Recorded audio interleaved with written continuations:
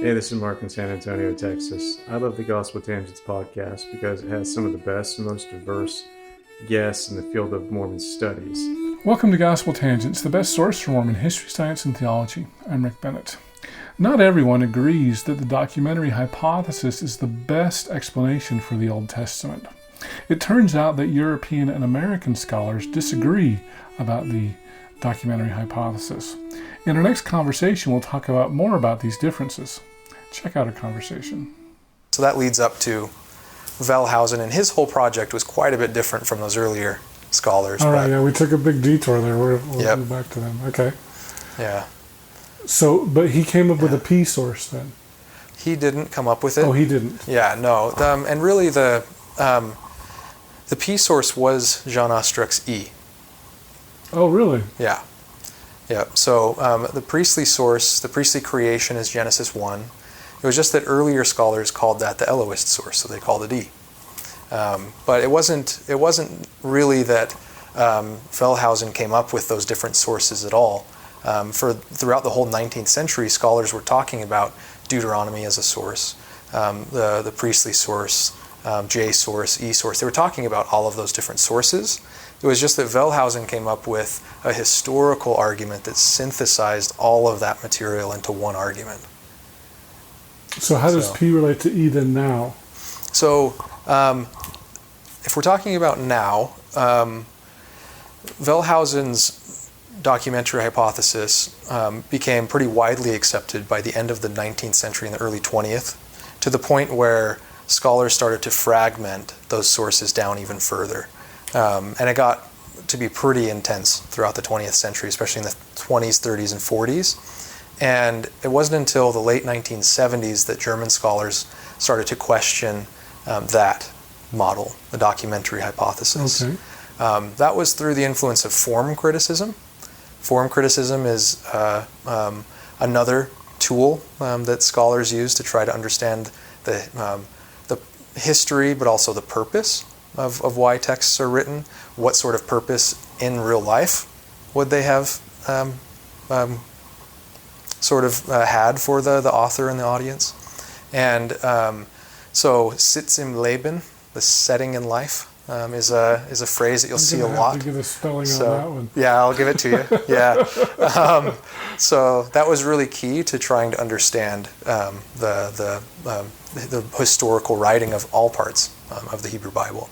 And so essentially some scholars in the late 1970s, Rolf Rentorf and a handful of others, started to question the documentary hypothesis and say that, well, through form criticism, we've been able to go through and actually cut down, particularly for the Torah, for the Pentateuch, to cut down all of the discrete individual units of the text. And we've been able to do that so successfully that it doesn't make sense anymore that we have these lengthy sources that are narratives that run from the beginning to end. And so since the 70s up until today, there's been this ongoing debate, and partially because of that happened in the 70s, and you have the political difficulties in Europe and the U.S. At the time, after the Cold War and all of that, and then a breakdown of communications between German scholars and American scholars, that American scholars continued on with the documentary hypothesis, and in German scholarship, and then that affected the rest of continental and British European scholarship on the Pentateuch. Essentially, you have all of those scholars, the huge majority of them today, don't accept the classical documentary hypothesis. And that's where I've kind of come in with my career in biblical studies, is sort of just watching scholars try to engage and re-engage and read each other's literature and understand why over the last 40 years they've gotten so distanced from each other and how they can sort of bridge the divide. Yeah, because I've heard that some people don't like the documentary hypothesis, but so you're saying essentially they've fragmented it so much that now it doesn't make sense anymore. No, at the beginning of the 20th century, to a certain extent, yes. I'd have to point to some really specific studies for you, but it got to the point where it was getting a bit much, where people were, I mean, it's already, the documentary hypothesis is a hypothesis with a lot of evidence. You know, it's not just a random theory that a bunch of scholars just sort of throw themselves behind and they accept. It really, in its broad claims, has a lot of support. And even with the fragmentation in the 1970s of scholarship on the documentary hypothesis, European scholars never left the documentary hypothesis altogether. So they still accept P, they still accept D, and then besides those two sources, there's non-P and there's non-D. Oh, we've gotten rid of J and E altogether. Yep. That was the main thing, was that, you know, particularly through Wellhausen's work, where he had a really big difficulty with extracting E from J.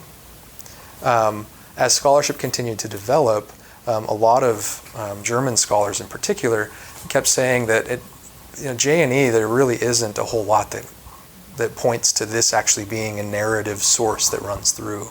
It's more likely that those sources are just pieces, their own individual pieces. Genesis 2 through 4 is probably its own piece. A lot of German scholars today argue that Genesis 2 through 4 in particular was influenced by Deuteronomy and Deuteronomistic theology, a centralizing idea of the holy place, the temple, along with other arguments. So just those kinds of things. So right now you have continental European scholarship and most British scholars who don't accept the classic documentary hypothesis, but accept a version of it. Going back a little bit before Wellhausen, but really it's not that different. One of the leading scholars in this field has actually estimated that it's a huge chunk of the Pentateuch altogether. Most scholars actually agree on what to identify it as. Like P and D is a huge chunk of the Torah, and most scholars actually agree pretty well on what is P and what is D.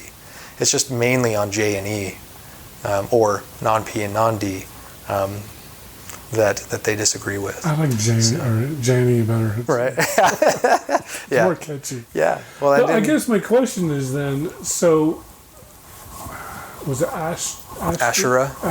No, the guy who figured out the difference between J and E.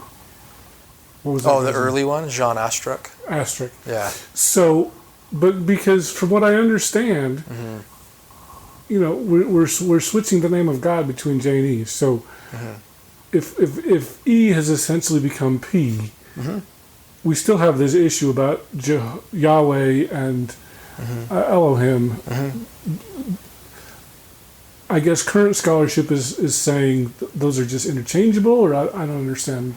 Well, essentially, you know, if you were talking to a German scholar today who looks at that, if they were only looking at the beginning chapters, if they were looking at Genesis 1 and then Genesis 2 through 4, they would say that those are two different authors.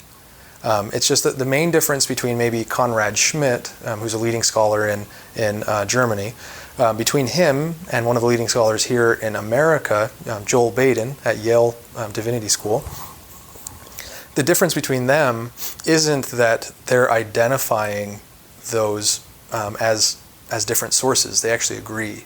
It's just that Joel Baden thinks that Genesis 2 through 4 is a discrete text, so a unified text and identifiable text that runs from Genesis 2:4b, so the last half of verse 4, that if you go throughout the whole Torah, you can actually piece that narrative and that text together up until Deuteronomy 34.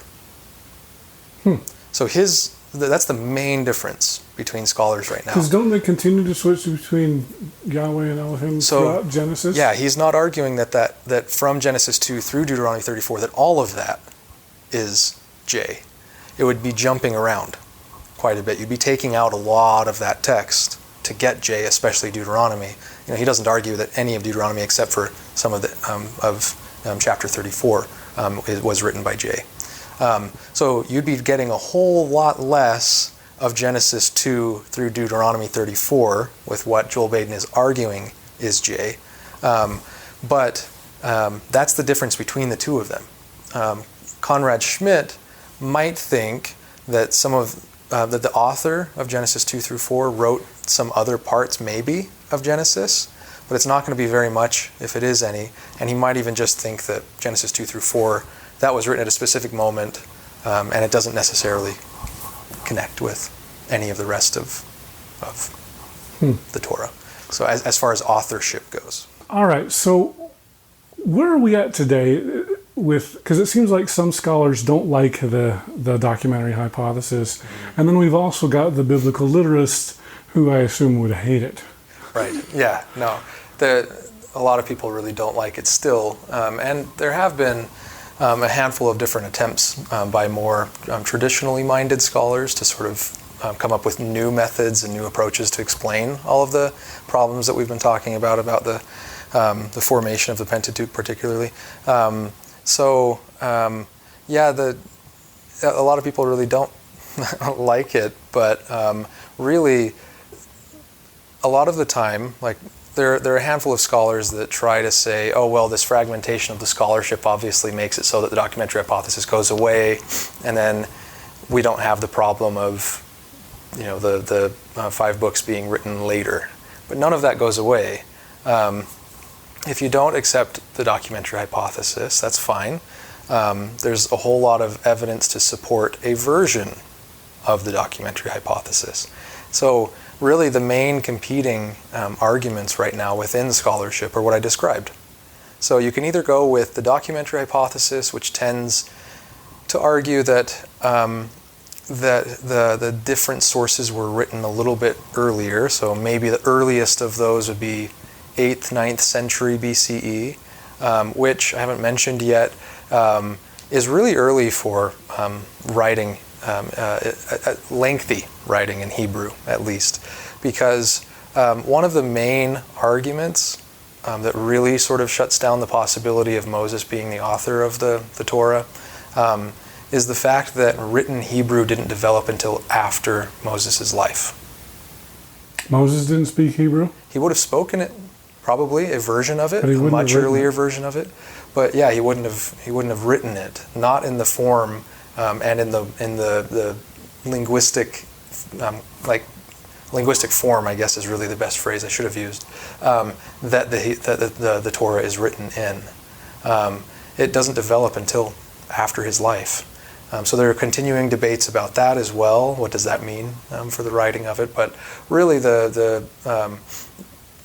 most scholars, pretty much all scholars that are really engaged in Pentateuchal criticism, agree that Moses couldn't have written it, and that the 5 books of Moses couldn't have come together until at the very earliest, the return from the Babylonian exile, which also has other implications. What year is that approximately?